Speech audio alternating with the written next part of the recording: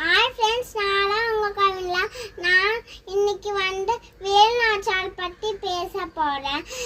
அனைவருக்கும் வணக்கம். நான் இந்தியாவின் முதல் பெண் விடுதலை போராட்ட வீராங்கனை ராணி வேலுநாச்சியார்.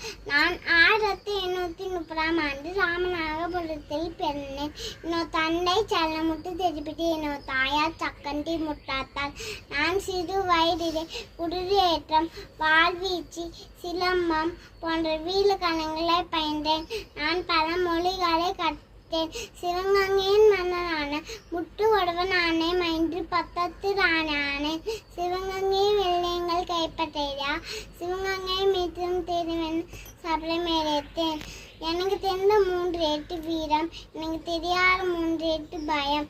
வந்தே மாறம், வந்தே மாறம், வந்தே மாறம். நன்றி, வணக்கம். உங்களுக்கு பிடிச்சிருந்தா லைக் பண்ணுங்க, ஷேர் பண்ணுங்க. தேங்க்யூ.